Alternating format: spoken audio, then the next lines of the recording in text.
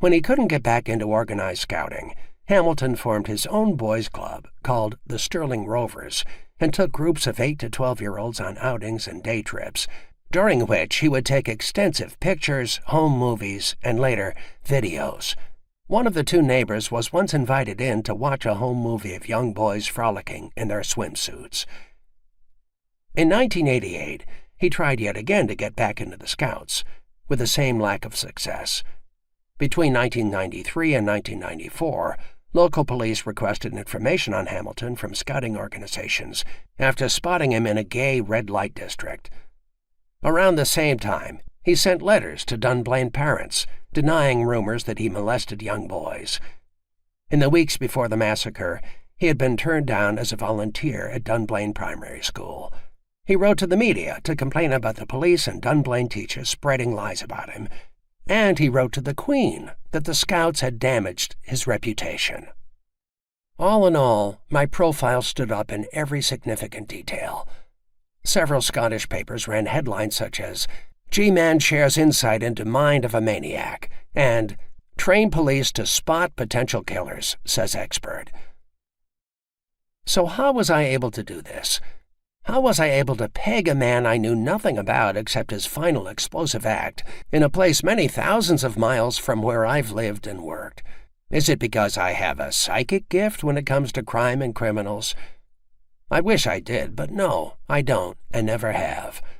It's because of my 2 decades experience in the FBI dealing directly with the experts themselves, the killers and other violent offenders, hunting and profiling them.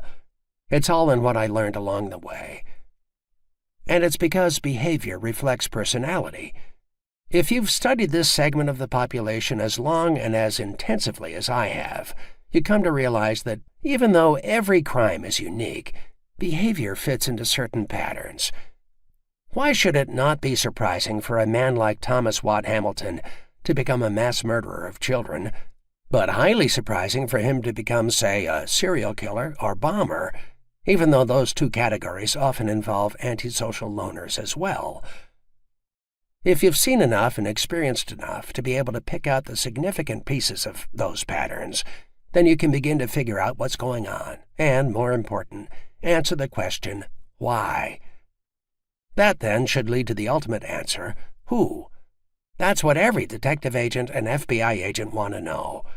That's what every novelist and listener wants to know.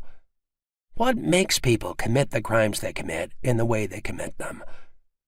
It's like the old staple of 1930s gangster movies.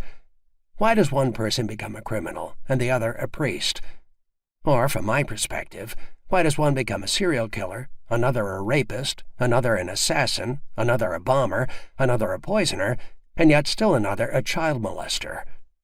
And within these crime categories, why does each commit his atrocities in the precise way he does? The answer lies in one fundamental question that applies to every one of them. Why did he do it? The who follows directly from there. That's the mystery we have to solve.